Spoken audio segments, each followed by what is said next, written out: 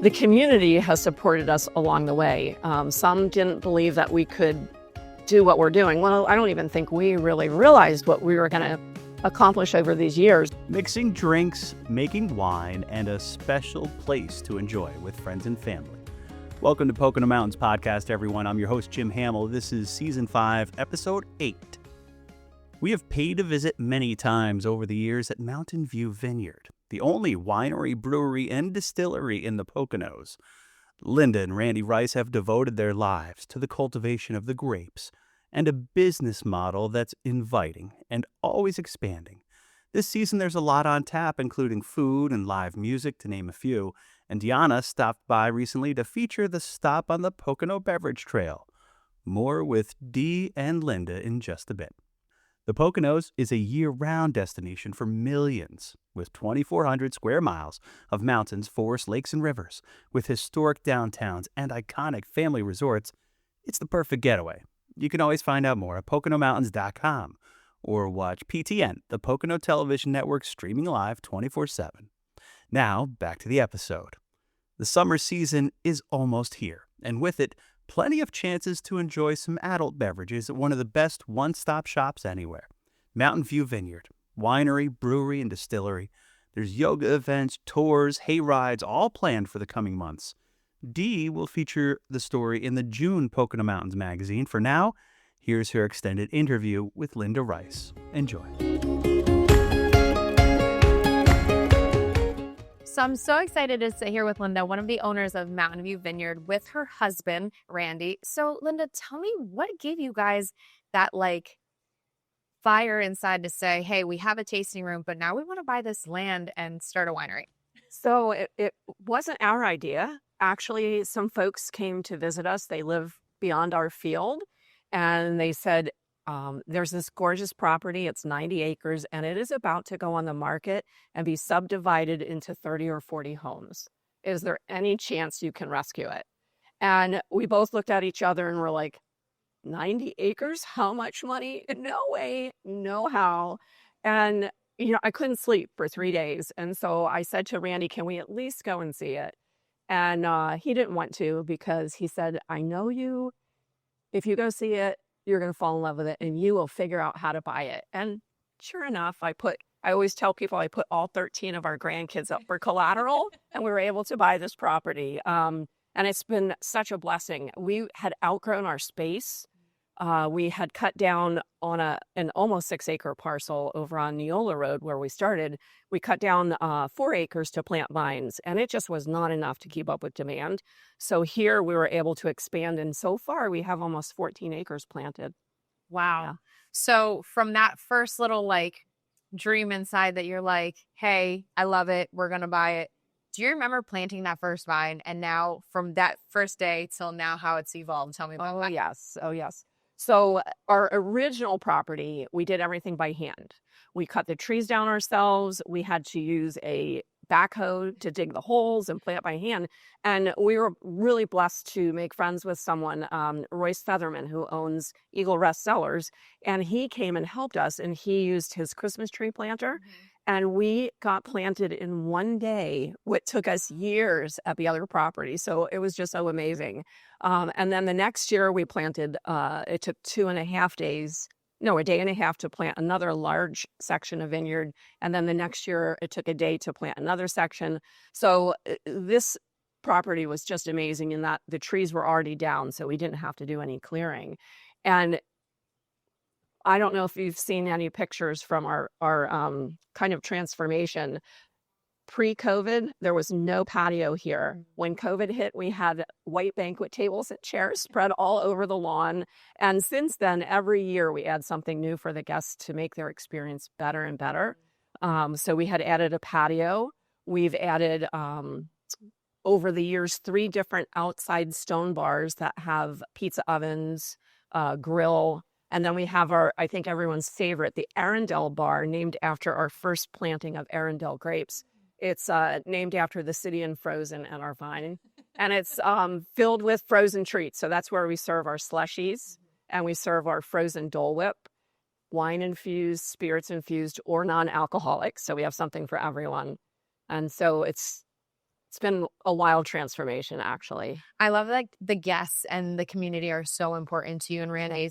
And you've built this beautiful winery on this now 100-acre land of winery, the farm, the garden, and you turned it into a distillery and a brewery as well. Tell us about that. So when we first started, the intention was to have a winery. My husband had made friends. Well, no, he went to high school with someone who had done some home winemaking, and they had bought a small piece of property in the Finger Lakes and took us up there to see it. And we actually helped him revive this little 5-acre vineyard. And my husband got bit by the bug. He was asking every single winery owner, winemaker, whoever he could talk to while we were there, getting his ideas. And we came home, and this was in 2003. The very next day, he said, I'd really like to try my hand at growing grapes.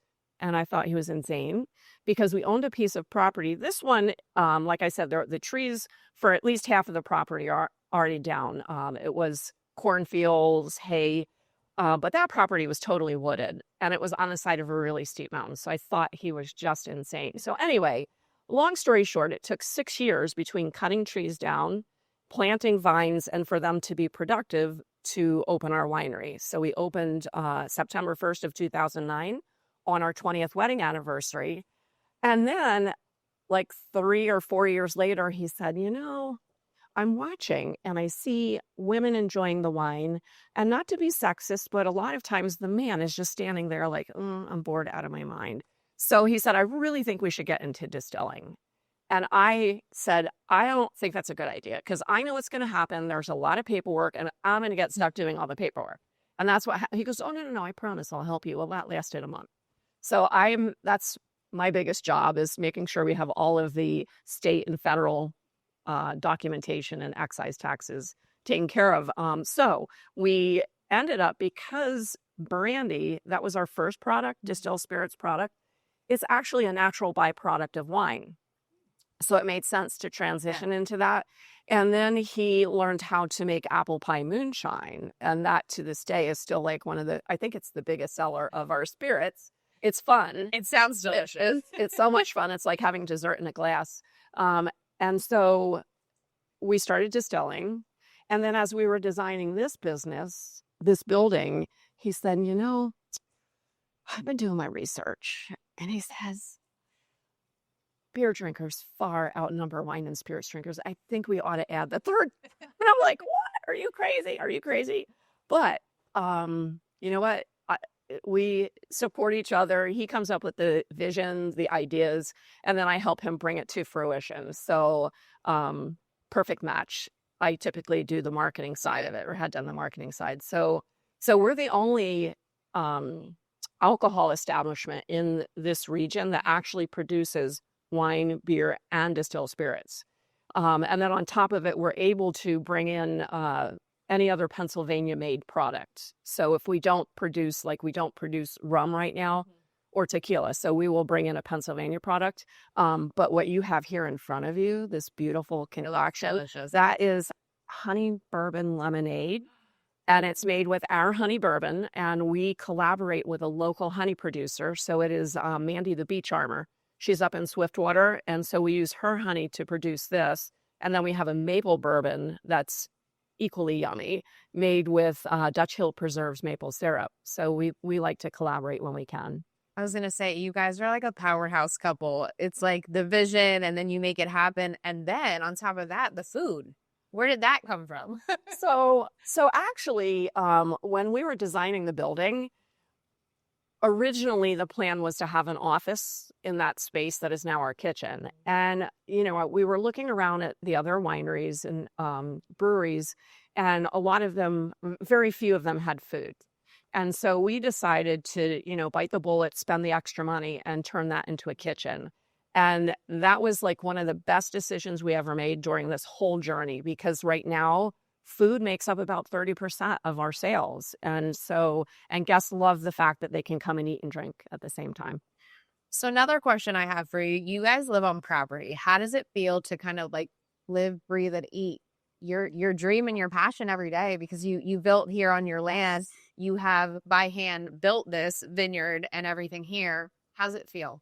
So I will say some days it's a little challenging that you're right there, Yeah. but for the most part, it makes it so easy. For example, in the wintertime when the roads are bad, I just say to my staff, you know what? I don't want anyone to get hurt. I don't want anyone to, wreck their vehicle. If you can't make it in, just let me know. I'll walk over. And so this winter, actually, I did spend a day in the tasting room. And I said to the guests that came in, I said, okay, you got the B team here. I can pour wine. I can pour beer. I'm not good at making cocktails. And these are the 5 menu items that I can make. Yeah. And so that's what I did. I took orders. Like there were 5 people who had reservations, and they still came, even though the weather was really bad. And so it was a great experience. And I made tips, and I'm like, this is my money. I'm going to go get a pedicure. So, but anyway, the fact that we're right here. So if there's an emergency, Randy gets called and he comes right down to take care of it. We eat, sleep, and breathe, as you were saying. And being right here on the property, we're seeing every day, okay, now we need to do this to make the guest experience better. I was going to say something about what we're adding next, but I think I want that to be a secret till it comes out, because we do have another. Yeah. Cool. Yeah. Okay. That'll be a secret. No. So the other thing I was going to ask is, so everything that you produce it here on site, correct? Yes. Everything is produced here. We still, when we first built this building, we still owned our original property, and that's about 2 miles away. At the time, we were distilling over there and making the wine and beer here. But we have 2 years ago, we've been here since we bought the land in 2014 and opened in 2017. And 2 years ago, we bought a brand new still. We were producing distilled spirits in like a 60-gallon pot, still a little thing. Now we have a 500-gallon one. Wow. And it's beautiful, and it can make all that much more product. And we're much more efficient than we were. What a testament. It's like that hard work that you and Randy have put in from your first property till now, what it's evolved to over 20 years, how much you do for your guests and the community. It's amazing. Like, how does that feel for you guys? We grew up here. Randy and I went to Stroudsburg High School. He was a year older than me, but the community has supported us along the way. Some didn't believe that we could do what we're doing. Well, I don't even think we really realized what we were going to accomplish over these years, but the community supported us, especially during COVID. They were coming out, even though we couldn't have them come in. They would place orders, and because we're a tourist area, that was so important to us. And so we have always just given back to the community. And actually, I just saw a picture. I was looking through old photos, and I saw way back in, I think it was 2009 or 2010 when we first opened the other location, us giving a donation to a breast cancer organization, Breast Friends of Pennsylvania. So it's just always been, that's part of who we are, is just giving back and loving our community, and they love us back. So what I love about your property is you have the cabanas, you have this covered porch, and for days like this where we have a little sprinkle, you have an amazing property for guests all seasons, kind of all year long. So tell me about that and how you guys came up with that vision. So the porch, the covered porch, was part of the original design, but just as COVID was hitting, we were realizing that the inside space only has a capacity of 75 people. So we decided to extend the porch. The porch handles a lot more than that. And we purchased vinyl curtains, so they get dropped as soon as the weather gets cooler. We have infrared heaters in the ceiling, and then we have tower heaters. And it's great when we have weather like this. And then we also have the cabanas, and folks will actually even go out there. They'll go out in the wintertime, and we got vinyl curtains for those last year, and each one of them has a fire pit in it. So guests can stay warm and toasty. And then when the weather's really nice, then we just bring the vinyl curtains up, and they, either way, if it's they're down or not, they can see the beautiful scenery. Check out our beautiful mountain view. I was just going to say, this weather, I think, is also beneficial for your vine and your garden and all that. So tell me a little bit about how this is beneficial for you guys. So we are what's called dry farmers. So we do not irrigate. we depend solely on the rainfall. So we're really thankful. We have a couple of sections of the vineyard that are new baby vines. So this, we don't have to water them. And then the other thing is that we're expanding we have an organic garden across the street. And originally it was a 25 by 75 foot garden that really just took care of our needs and some of our staff. But we've expanded it. I should say Randy has expanded it. Go big or go home. It is expanded by another 75 feet by 300 feet. Oh. And we've already planted, so we don't have to water. And then he also started a cutting flower garden, and that we're really excited for. Again, so he's putting irrigation in for those because they need a lot more water. But thank goodness we've had a lot of rain lately. The other thing is that we have wood chips at the base of the vines. We don't use herbicides to kill the weeds. Instead, we put at least an 8-inch layer of wood chips. Local tree trimmers deliver them to us. And what that does is it holds, when the rain comes, it holds the moisture down to the base of the vines where it needs to be. If you spray chemicals over and over and over again, it makes the ground dry and hard, almost like concrete. And when it rains, the rainwater just rolls off down the mountain, and then they have to irrigate. So we don't have to do that. So we're thankful. Love the rain. I was going to say rainy days are good for you guys. Yes. And I love that like the earth and the environment are very important to you. So it's like you're planting, you're growing, and you're giving your guys something very fresh, very kind of clean. Yes. Per se. Yes. The more you spray, the more possibility for those chemicals to go into the grapes. And we don't like that. What was that moment for you guys, that like aha moment of, wow, we did this. We had a dream, we had a vision, and now you look around to what you guys have grown from day one till now. Where was that like wow moment for you? Well, it started with the first day that we were looking at the construction, and we're looking and realizing like we own this gorgeous, gorgeous property. We've been blessed to have this gorgeous property, but we still to this day look at each other and go, oh my goodness, this is God's beauty here, and we've been blessed with it, and we still like feel like we have to pinch ourselves and say, look what this is ours, and not in a vain way. It's in a appreciative, thankful way. Like we love what we do, and we just feel blessed. I love that. I'm not gonna say last question on camera, but how many wines and beers and just Distilled spirits? Yes. Okay. How many wines, beers, and distilled spirits do you guys produce here on property? Wow, that's a lot. I think we have, 12, 13, 14. I think we have about 18 to 20 wines. Wow. And we have, I think, 8 to 10 beers, 8 on tap at any one time. Distilled spirits, I would say probably about 8 or so of them. The other cool thing I just thought about, something that kind of separates us from the other wineries in the area is that we keg everything.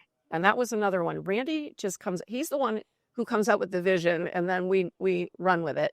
A few years ago, as we were designing this building, he had read that in California, it was a new trend. They were starting to keg wine. And so when we were designing our bar, he put a tap system in that goes down through the floor and into a refrigerated room or a walk-in. And so we kegged everything. And what that does is it eliminates the waste of the bottles, corks, capsules, and labels. And we're all about reducing, the waste. The other thing is that once you open a bottle of wine, I don't put a cork in it and put it away. But some people do. And this keeps it fresh. If you have a business like ours, another winery or brewery or a restaurant, you'll have to vacuum out the air. And sometimes that seal doesn't work, or sometimes the staff forget to do it. And then the wine, it's really not good for more than 2, 3, maybe 4 or 5 days after that. This preserves the wine, and it can last for years in that keg. So it allows us to have a fresher product all the time.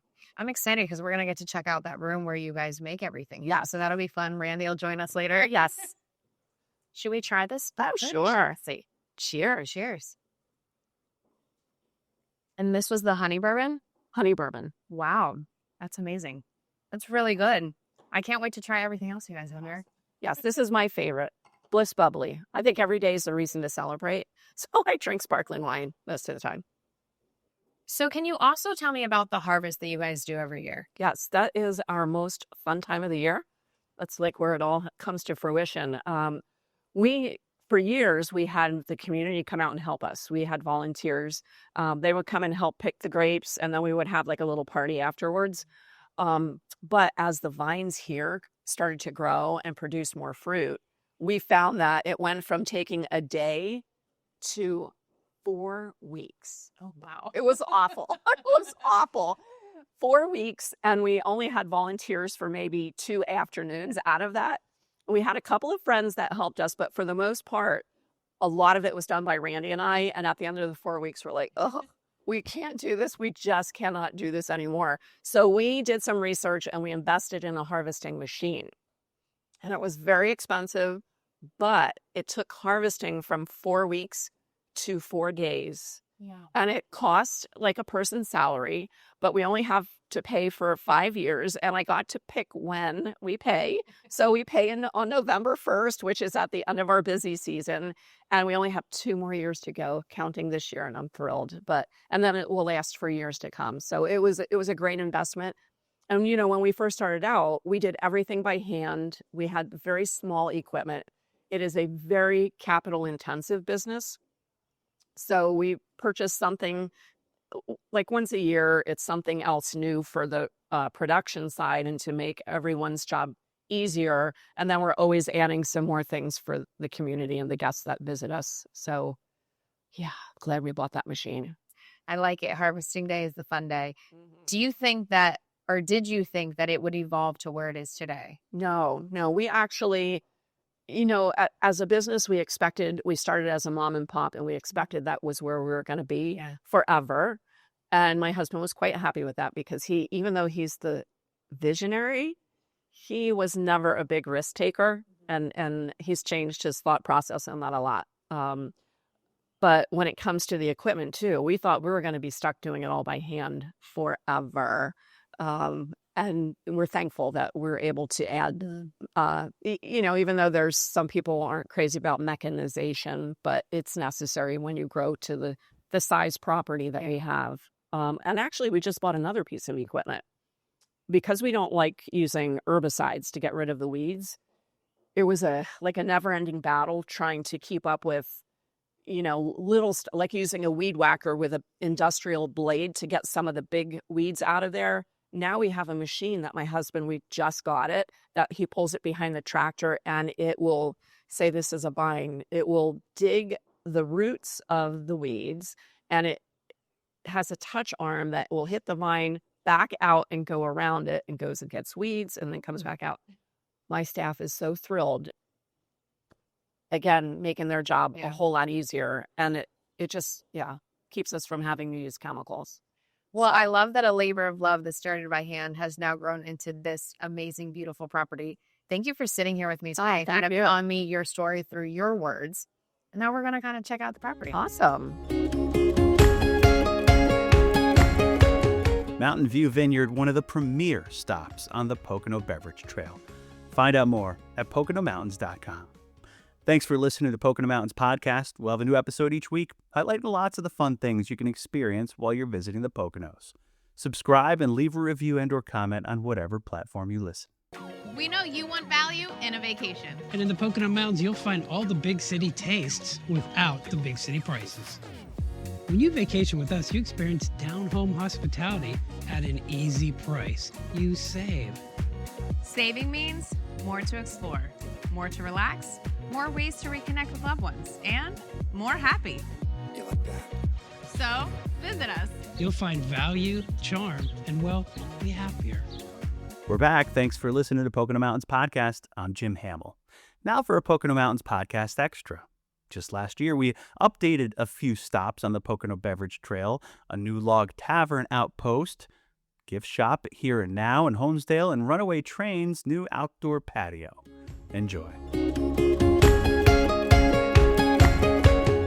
Hi everyone, it's Jim Hamill, and you know one of my favorite things to do here in the Poconos is the Pocono Beverage Trail. So we wanted to bring you a little update on what's happening all across the 4 counties, starting in Wayne and Pike counties. Milford's Log Tavern Brewing Company has now expanded here to Tafton, and this tap room on Route 390. Let's go inside, check it out. You can really get a sense of what the Log Tavern ethos is here in the brewing company. Here at the tap room, it's gorgeous inside. A lot of exposed wood, a lot of places to sit, eat, have a great drink here from all those locally crafted brews by Ryan Scott and Milford. Carly here has spent some time at the tap room. Carly, thanks for joining us here on PTN.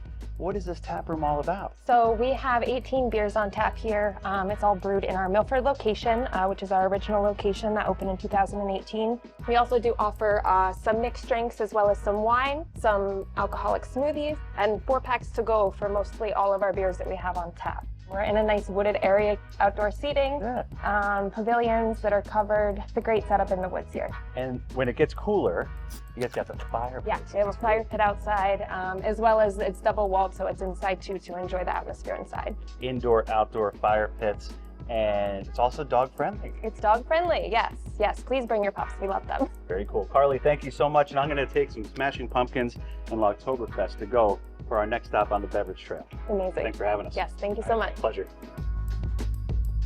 Stop 2 on our Pocono Beverage Trail update here is downtown Honesdale and one of my favorite haunts, Here and Now Brewing Company.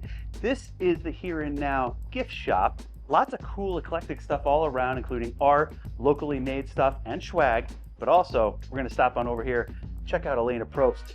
She is the visionary behind the gift shop, let alone Here and Now Brewing Company. Elena, thanks for having us and for having us for a beer. Cheers, thanks for being here. Absolutely. Yeah. What was the idea behind bringing the gift shop into the mix with the rest of the brew operation? Well, I mean, after doing the restaurant and brewery for 7 or so years, we just, thought about a few things differently and realized that we are a unique brewery in which we have a full liquor license as well. So we have the ability to retail and source some really awesome beers. So your coolers are stocked with your stuff that you guys make here locally, but then you really curate some cool beers, some very award-winning beers, or just even some niche-y beers, right? Yeah, exactly. It's like fun. Again, we've been around beer for so long that we just all kind of enjoy looking at the list and picking, what looks interesting, what we've heard about, what we've tasted, what we want to taste. It's open a little bit different hours than the brew operation is, so you can do the tastings on like Tuesday nights, right? Yep. And you can get some snack foods here like chips and dip. Chips and dip, and we do have some pizza by the slice too. It's awesome. Sometimes you just want a slice. And eventually maybe some caffeinated drinks as well, and then some space where you can play some pool, chill out, and just really relax and enjoy what Here and Now is all about. Yeah, exactly. All right, cheers. Cheers. Thanks.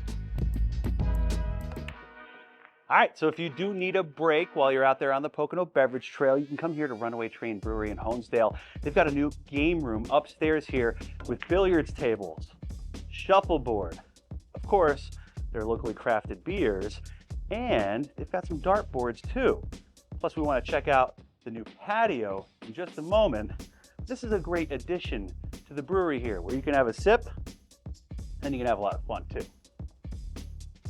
So here we are on the patio, Runaway Train Brewery here in Honesdale. Jen Bockerstedt, you have not just the new game parlor upstairs, but outside here, you have a lovely patio for the warmer months. We do. Do you love it? I do love it. It's gorgeous. It definitely gave us a little bit more room. It is pet friendly. It gives a little bit of, that fresh air feeling. Just within a year's time of opening here, you updated with the game parlor, so you got that upstairs and this outside and new beers on tap. Yeah, we just celebrated our 1-year anniversary. We're super excited about that. Pool upstairs, shuffleboard, darts, skills machines. Thanks again for having us here at Runaway Train. My pleasure, anytime. Thank you. Cheers to you. Cheers. Want to craft your own adventure on the Pocono Beverage Trail? Head to PoconoBeverageTrail.com for the latest free digital pass, which makes it easy to find breweries, wineries, and spirits makers right here in the Poconos. Plus, get offers and deals at stops all along the trail this and any season. Jim Hamill for the Pocono Television Network.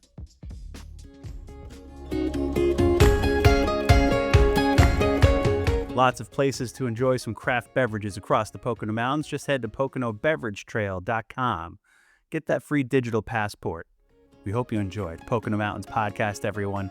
Please remember to subscribe anywhere podcasts are available. Come visit us in the Pocono Mountains. Plan your trip today.